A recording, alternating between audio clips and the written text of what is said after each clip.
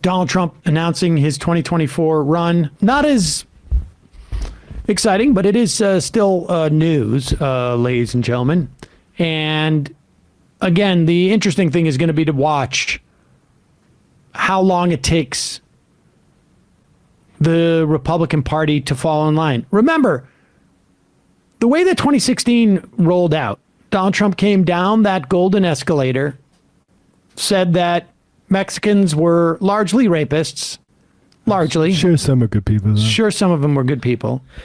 And sure then, not a single Republican candidate, not a single Republican leader would really come out and say anything negative about Trump for months, because they all assumed he was going to go away, and all of those people wanted to inherit his constituency. And let's be clear, he has the biggest plurality of support in the Republican Party, and I would also argue, qualitatively speaking, the strongest support. And people forget this. In 2012, Mitt Romney made a big show, and I don't know that there was any other single individual in the country that Mitt Romney did this to, made a big show of going to New York and kissing Donald Trump's ring to get his blessing to become the Republican nominee. So they knew that Trump was a force in the Republican Party. He was the original birther who was carrying the message that, of course, Barack Obama, because he was black, could not have possibly been an American. We're looking into it. And so, but here is his announcement last night. Remember, he is conscious of the fact, and the only difference I would say now is that he is more studied and capable at certain times for reining in what he needs to rein in at certain times. And it feels like last night was one of those things. He was a lot more animated during some of the rallies. This, he knew, like, he's got to push back on the chaos theme. And here he is. He's still a lunatic, but... In order to make America great and glorious again, I am tonight announcing my candidacy for President of the United States.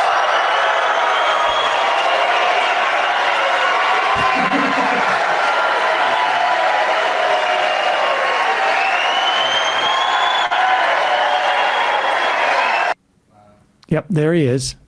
He looks thrilled. Great and glorious. Well, I think the point is he's trying to be subdued here. Because you saw Lindsey Graham tweet, like, if Trump keeps this tone up, he's going to be presidential in 2024. Exactly. This is the day that Donald Trump became president, folks. And as Matt came in this morning and said, it is now not MAGA, it is MAGAGA. MAGAGA. Great and glorious again. Glorious is a interesting choice of words. Yeah. Right? Glory, glorious. I mean, is it just me, or is that like just a little bit North Korea super fashy word? Yeah. Glorious. Here he is talking about the new golden age that we're entering into. The one that he left. The new and old golden age. Then we will shatter the forces of tyranny, and we will unleash the glories of liberty for ourselves and for our children and for generations yet to come. America's golden age is just ahead, and together we will make America powerful again. We will make America wealthy again. All right, pause it for 1 second. Just, I know this is silly. I know this is silly exercise. Where are we less powerful than we were during the Trump years? Like, I can't even come up like what he's thinking about. I wonder if it's like maybe it's the woke military stuff potentially. No, I feel like we need a focus group of Trump voters to have them. We have an old guy and not Trump in the Biden, not Trump in the White House. That's all. I mean,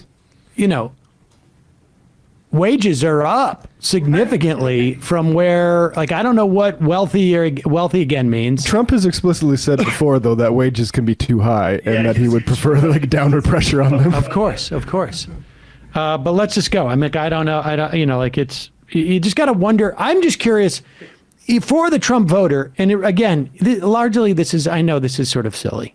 It really is silly to sort of break this down, but it would be interesting for a Trump voter to express, like, because just so that we know what the sort of wormhole theory is behind all of this. But America powerful again. Powerful. We will make America wealthy again. We will make America strong again. We will make hold on for a second. I'm sorry, I don't mean to interrupt, but like, I'm trying to imagine a different, like a physicality that would contrast more with strong again. Strong again. What's he doing? Like, you go backwards on that, like, strong again. America powerful again. We will make America wealthy again. We will make America strong again. We will make America proud again. We will make America safe again. We will make America glorious again. And we will make America great again. Thank you very much. God bless you all. Thank you. Oh, there he goes, and there's the music. Hold on, I'm coming. There you go. What he said earlier in the speech, I thought this clip was he said, when I left office, everything was looking so good for this country. Yes, and it's like, and then, I don't know. I forgot about that COVID thing. Whatever. Yeah, 50 straight weeks of record. We're going to make America glorious again. Complete recession. Glorious again. Yeah. Another interesting note we should just say as we announce Donald Trump's announcement of his running for the president. Ivanka Trump released a statement last night saying she was not going to be participating in politics anymore. She was going to focus on her young children. Now, reportedly, Jared Kushner was in attendance. And I was struck by that message by Ivanka because just the other day, put up that these pictures. I noticed, and scroll down here. There is Donald Trump with Tiffany. People remember Tiffany? Pop that up on the screen, Matt.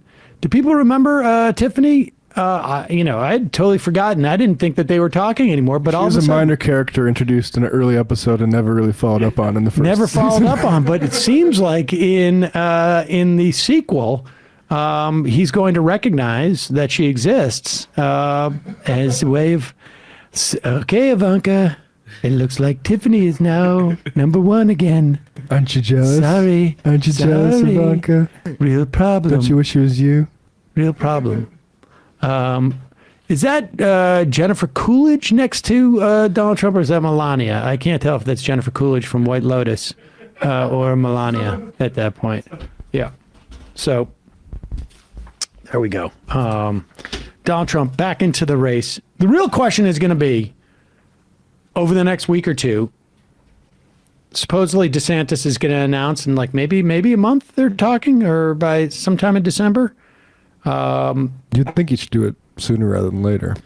Do I think he should do it? We were talking about this last night. Like, I feel like the longer he waits, the more acrimonious it's going to be, and the more pissed like Trumpers are going to be like, why are you, Trump already announced a while ago, why are you getting in so late? Yep. I agree. I don't know what it is that they think is going to happen. This is going to be, right now is peak DeSantis. Yeah. Right now is peak DeSantis. So we'll see. I mean, unless Donald Trump gets indicted, and then imprisoned, I just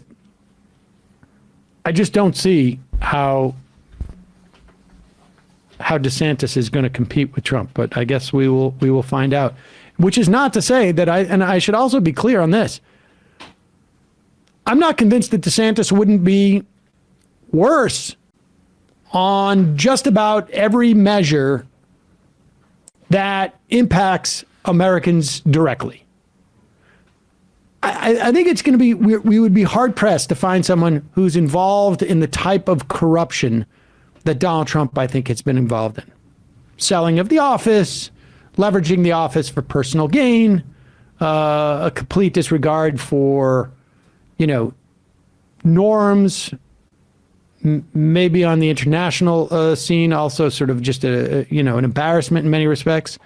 But when it comes to the destruction of the government, everybody has to understand that what Donald Trump did was basically teach the Republicans who were inclined to do this that you can do it, that you can get away with it.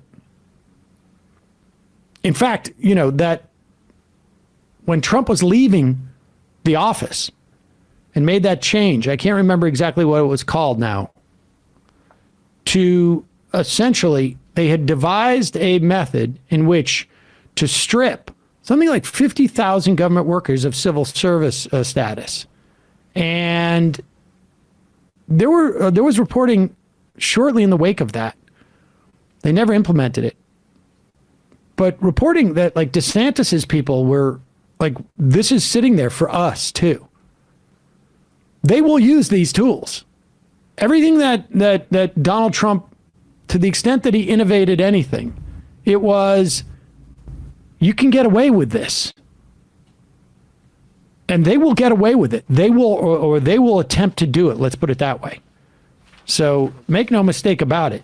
DeSantis would be equally as problematic as Donald Trump. Yeah, I think he's a easier election opponent, but I mean, he's the type of guy who might say, I'm going to leave the Supreme Court seat open through this election instead of filling it up and, not making myself useful for the Republicans again. He'd be smarter than Trump is what I'm trying to say.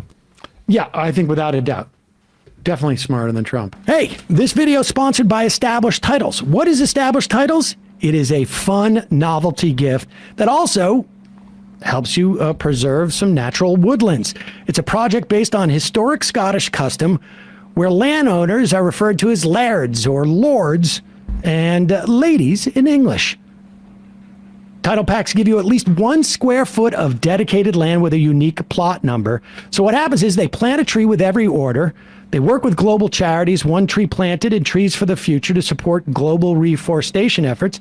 And you get one of these certificates. I'm a lord. I'm also a lady, too. I can be both. There's no reason I can't be. The first 200 people purchasing a title pack using my link will effectively be next to our plot. If you want to become a lord and lady, we can create our own Majority Report kingdom. So check it out. You can also, on official documents where they use a prefix, you can call yourself lord or lady. It makes an amazing last-minute gift. Established Titles is actually running a massive Black Friday sale right now. Plus, if you use the code MAJORITY, you get an additional 10% off. Go to establishedtitles.com/majority to get your gifts now and help support the channel.